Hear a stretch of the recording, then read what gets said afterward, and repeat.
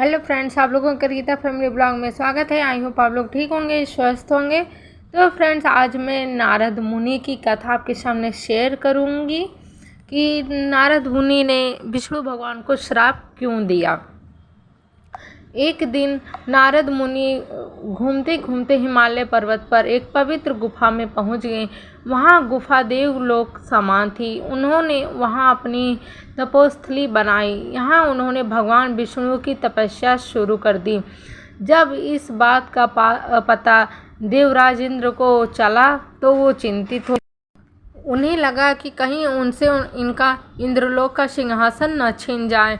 ऐसे में इंद्र ने उनकी तपस्या भंग करने का सोचा। इसके लिए देवराज इंद्र ने कामदेव को नारद मुनि के पास भेजा। कामदेव ने वहां पहुंचकर नारद मुनि को तपस्या में लीन देखा। तब उन्होंने अपने माया से उनकी कामाग्नि भड़काने की कोशिश की। सबसे पहले उन्होंने ऋतु परिवर्तित किया। उन्होंने बसंत ऋतु उत्पन्न की और उसके होते ही पेड़ पौधे रंग बिरंगे पुष्प से आच्छादित होने लगे। कोयल की आवाज़ आने लगी। कामदेव ने नारद मुनि के पास अप्सराएं भी भेजी, लेकिन नारद मुनि ने की तपस्या में कोई विघ्न नहीं पड़ा।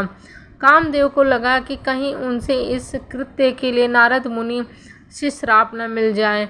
उन्होंने नारद मुनि से क्षमा मांग ली। नारद जी ने उन्हें क्षमा भी कर दिया। इससे नारद मुनि के मन में अहंकार आ गया।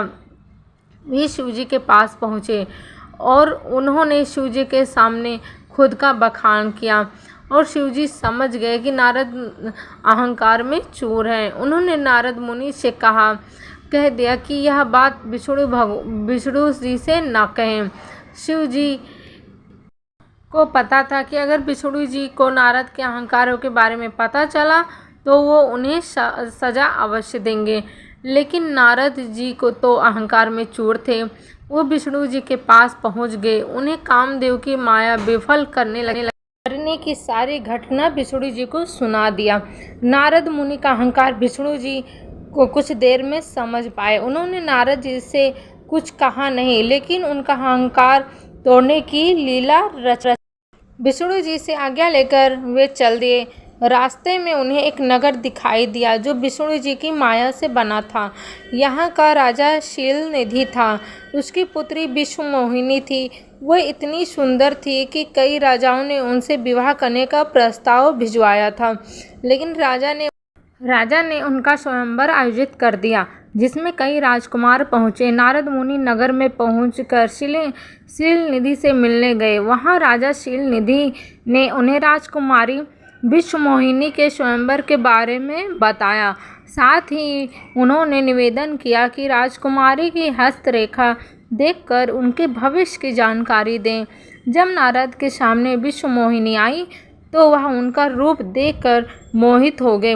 विश्वमोहिनी की हस्तरेखा में लिखा था कि जो भी उनसे विवाह करेगा वह अमर हो जाएगा।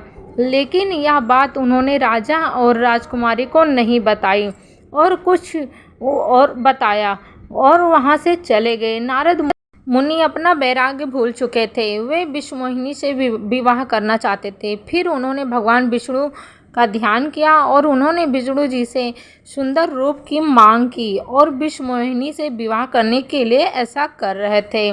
भगवान विष्णु ने कहा, नारद तुम्हारा कल्याण हो, और अंतर्ध्यान हो गए। उन्होंने अपनी माया से नारद मुनि को बंदर का रूप दे दिया। वे स्वयंवर के लिए निकल गए। उनका मुंह बंदर जैसा हो गया। एक पेड़ के पीछे छिपे दो शिवगण यह सारी माया देख रहे थे। वे नारद मुनि के पीछे स्वयंवर में पहुंच गए। ये दोनों नारद मुनि के पास बैठे और उनकी रूप की झूठी प्रशंसा करने लगे। इससे उनका घमंड और बढ़ गया। जब राजकुमारी विश्वमोहिनी वरमाला लेकर आई तो उन्होंने एक अन्य राजकुमार के गले में वरमाला डाल दी। राजकुमारी ने नारद मुनि को देखा ही नहीं। वह राजकुमार और कोई नहीं बल्कि भगवान विष्णु ही थे। यह देखकर नारद के मन में गुस्सा और जलन का भाव जाग उठा। इस दौरान शिवगण भी उनका मजाक बनाने लगे और उन्होंने कहा, ऐसे मुंह को कोई भी न देखे, जरा जल में अपना मुंह तो देखो। नारद मुनि ने जब मुंह देखा तो उन्हें बहुत गुस्सा आया और उन्होंने शिवगण को राक्षस बनने का श्राप दे दी और वो विष्णु जी से मिलने निकल गए। तब तक उनका मुंह भी सामान्य हो चुका था। रास्ते में उन्हें विष्णु जी मिले, उनके साथ माता लक्ष्मी और विश्व मोहिनी भी थी। यह देख नारद मुनि विष्णु जी की माया समझ गए और नारद मुनि का गुस्सा इतना बढ़ गया था कि वे विष्णु जी को न जाने क्या क्या कहने लगे। नारद मुनि ने कहा कि उन्होंने उनके साथ छल किया है, इसका परिणाम उन्हें भुगतना पड़ेगा। आपने मुझे बानर बनाया है, इसीलिए आपको बानरों की मदद लेनी पड़ेगी। विष्णु जी ने नारद मुनि के श्राप को स्वीकार किया और अपनी माया के प्रभाव से नारद मुनि को मुक्त किया।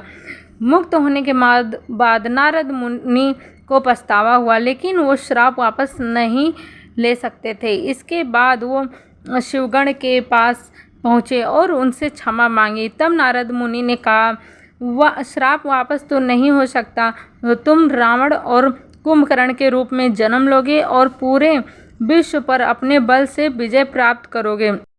तुम दोनों को मोक्ष की प्राप्ति भगवान श्री राम के हाथों मृत्यु प्राप्त होगी। इसी श्राप के कारण ही विष्णु जी को श्री राम के रूप में जन्म लेकर सीता वियोग सहना पड़ा। फ्रेंड्स, आप लोगों को ये कथा कैसी लगी? अगर पसंद आए तो लाइक कीजिएगा, कमेंट कीजिएगा। जिन्होंने सब्सक्राइब नहीं किया है सब्सक्राइब कर ले। राधे राधे।